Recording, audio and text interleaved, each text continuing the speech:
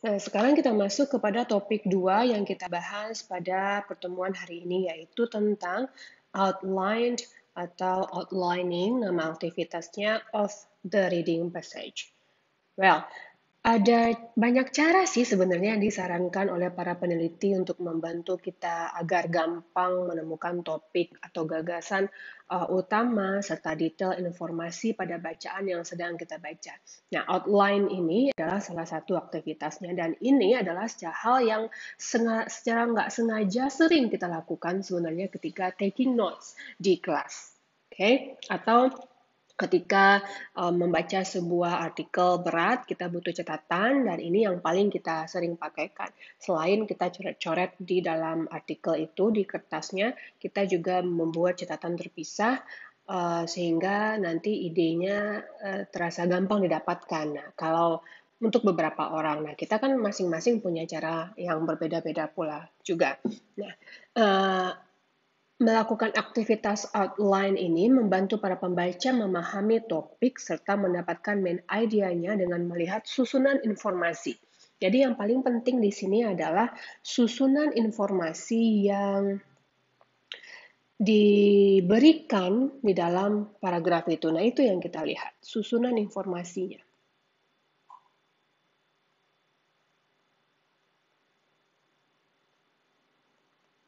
Nah, ini yang kita lihat di dalam paragraf ketika ingin mentransfernya ke dalam bentuk outlined, nama hasilnya, prosesnya namanya adalah outlining. Well, ada dua cara. Tadi di awal kan udah saya bilang juga ada dua cara. Yang pertama namanya adalah dengan cara formal melakukan aktivitas outline itu versi formalnya, dan yang kedua melakukan aktivitas outlining itu dengan versi informalnya. Apa bedanya sih versi formal dan versi informal?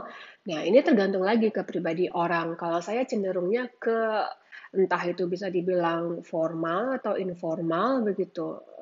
Tapi yang penting terdapat intinya. Nah, itu aja. Ini kan juga nggak akan dikumpul ketika baca kecuali penugasan ya. Baca lalu bikin outline-nya begitu. Tapi untuk kita pribadi mengaplikasikannya terserah sih sebenarnya. Namun, alangkah lebih baiknya kita mengetahui bahwa dengan versi yang formal, kita dapat lebih banyak informasi dan lebih bagus informasinya. Kalau versi yang informal, mungkin kita akan kehilangan beberapa informasi. Begitu, itu aja. Right. Nah, formal outline ini dibuat sangat tradisional sekali. Dia dibuat dengan sangat tradisional. Maksudnya sangat tradisional itu adalah dia dibuat dengan pola yang sangat terstruktur. Atau kita slash di sini terstruktur. Pola yang terstruktur atau tadi saya bilang tradisional ini sering menggunakan kombinasi angka Romawi. Misalnya seperti subbab begitu. Satu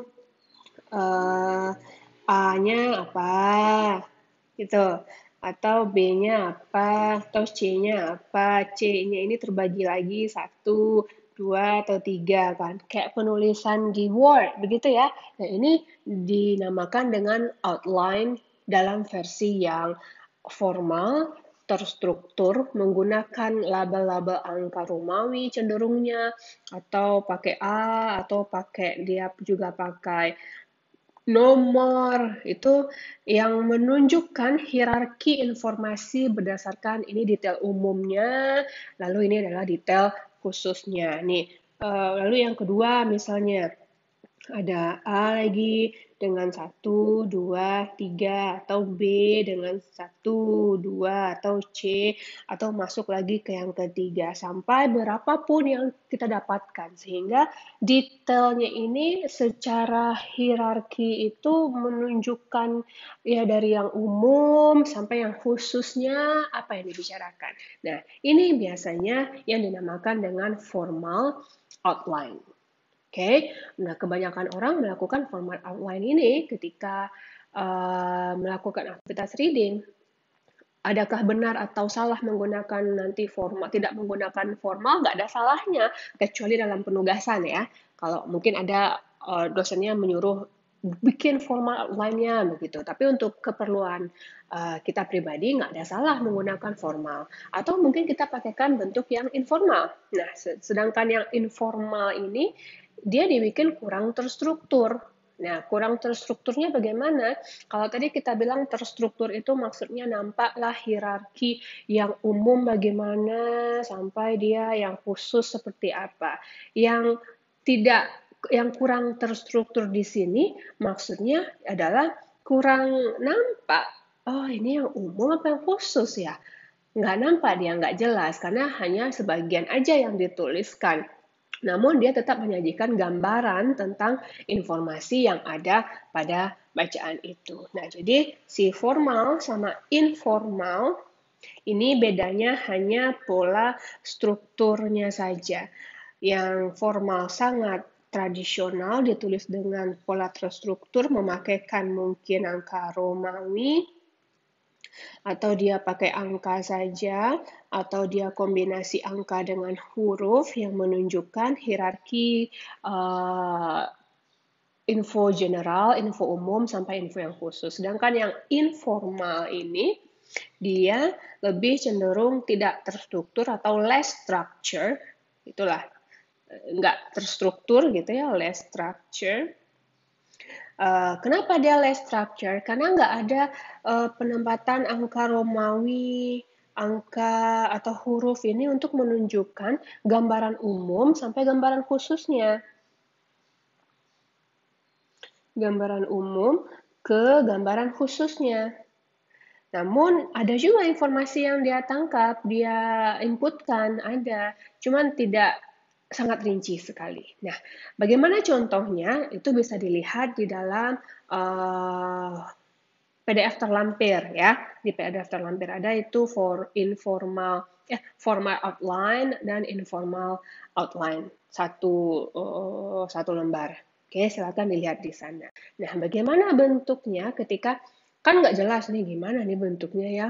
Kita sekarang lihatkan ke sebuah teks. Bagaimana kita mengambil outline yang formal dari sebuah teks ini dan bagaimana rupanya bentuk yang jika kita pakaikan yang outline informalnya. Nah, teksnya adalah yang ini. Judul teksnya itu adalah Building Your Own Backyard Pond. Nah, teks ini juga bisa ditemui di dalam Google Classroom juga ada. Jadi kalau mau di-post dulu silahkan. Atau mau dilihat di Google Classroom sembari mendengarkan ini juga silahkan. Ya, saya nggak baca, saya nggak akan baca karena di materi ini saya tidak akan menyuruh membuat gitu, no. Makanya saya nggak suruh juga, saya nggak akan membaca juga. Yang saya ingin perkenalkan hanyalah, oh ini adalah format jika kita ingin mendapatkan informasi yang secara general sampai khusus ditangkap dari sebuah teks. Pakaikan yang formal outline.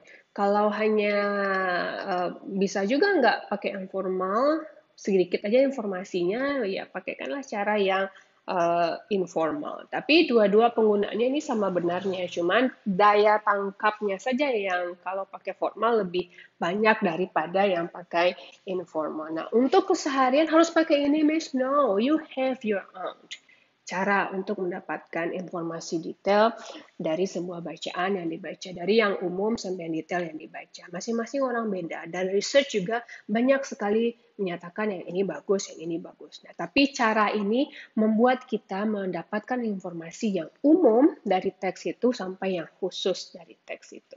Right. Nah, dari teks ini judulnya adalah Building Your Own Backyard.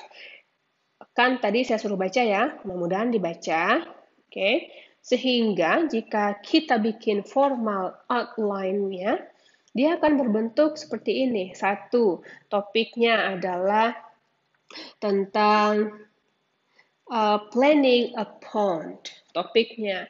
Lalu bagian A-nya, ini subbagian yang penting dibicarakan di teks. Ada 3 ternyata ketika kita planning a pond itu. Yang pertama adalah type of pond-nya apa, lokasinya gimana, maintaining-nya gimana. Itu 3 hal umumnya. Di 3 hal umum itu ada hal rinci lagi. Apa dia?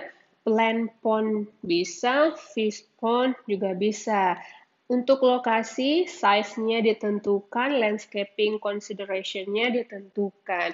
Kalau maintaining-nya, hal detail untuk maintaining itu adalah cleaning, changing the filter, sama using product. Sehingga ini adalah bentuk outline-nya.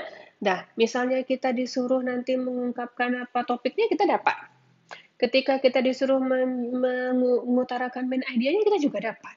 Nah, ini dia gunanya format outline. Karena dari yang umum sampai yang khusus, umum sedikit khusus, umum khusus, dia tangkap. Nah, ini adalah guna formal outline. Right. Nah, bagaimana kira-kira kalau ini hanya dalam bentuk informal outline? Kira-kira bentuknya akan seperti ini. Ini yang didapat pasti topik, karena topik ini karena kita kan udah baca ya, tentu kita dapat. Topiknya adalah ini, planning pond, lalu ada yang hilang karena yang dia munculkan hanya sebagian umum saja yang dibahas, type, location, maintaining. Ini hanya kalau kita lihat acuannya ke atas tadi itu, ini hanya di bagian ini ya kan? Nggak ada detailnya di sini. Sedikit sekali, hanya umum saja. No detail. Tapi dia menangkap ide seluruhan nggak? Iya, cuman hal detailnya tidak dia berikan. Nah, ini adalah bedanya formal outline dan informal outline. Untuk text building your own backyard pond. Nah, kembali lagi, apa itu kosakatanya, Miss? Nah, tuh cari aja sendiri dalam kamus. Right? Well, contoh yang selanjutnya adalah ini. Contoh teksnya, becoming a landscape architect. Right? Jadi, bentuk ini adalah bentuk formalnya si outline, dan ini adalah bentuk informalnya. Jika kita baca deh ini, sehingga banyak juga lah new vocabulary yang didapatkan. Ini baca, sehingga nanti ketika mendapatkan outline-nya, buat outline-nya akan ada format outline seperti ini. Ini tentang job description. Ini hal-hal rincinya. Oke, lalu untuk biayanya dibahas, untuk mulainya gimana, untuk biaya ini, untuk memulai ini. Nah, ketemu deh, ini dia outline-nya. Nah, kalau disuruh bilang topiknya apa topiknya? Ini adalah topiknya. Kemudian yang di sini apa? Rinciannya. Kalau dapat rincian kan dapat juga main idea nanti ya kan dari paragraf itu. Nah, ini adalah bentuk formalnya. Bentuk informalnya ya hilang beberapa detail, nggak ada. Job description, pay, getting started. Nah, kemudian muncul nih dari pengalaman-pengalaman kita. Nah, kenapa saya misalnya lagi diskusi, ternyata nggak dapat info itu. Karena mungkin kita masih memakaikan informal outline ketika berpikir atau menuliskan. Atau di pikiran saja nih outline-outline yang ada. Nggak pernah dituliskan. Kesalahannya di kita barangkali itu. Ya, jadi ini membantu diskusi, semuanya membantu memahami artikel. Kan banyak, kenapa Anda nggak dapat? Kata dosennya misalnya begitu, karena dosennya lebih mengutamakan formal outline, sehingga semua detail dia dapatkan. Sekaligus dia sudah memahami artikelnya. Kenapa kita nggak dapat? Karena kita masih memakaikan yang informal. Outline saja di pikiran kita, belum yang formal. Yang formal itu maksudnya adalah sampai dari yang umum sampai yang detail kita dapatkan. Nah, latihannya karena ini ya, karena di pertemuan kali ini saya nggak akan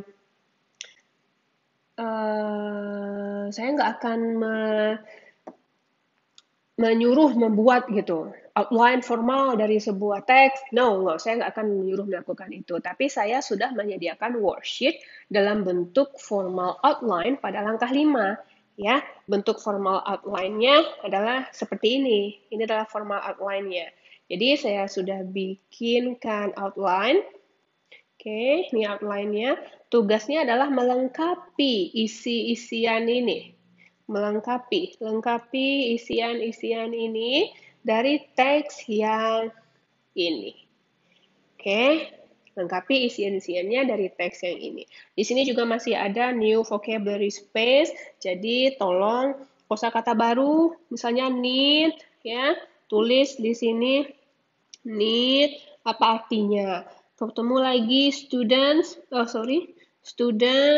nggak tahu, oke, misalnya, lalu bikin di sini students, apa artinya? Semuanya harus seperti itu. Jadi caranya baca teksnya, jika ada kata yang tidak diketahui, garis bawah atau highlight juga boleh di garis bawah, juga boleh di highlight, juga boleh. Pokoknya kata-kata baru deh yang ditemukan, sehingga nambah juga lah kosakata sembari mengerjakan latihan ini. Lalu lengkapi bagian yang kosong pada outline. Well, so selamat mengaplikasikan proses ini dan semoga vocabulary-nya bertambah. Selamat berlatih.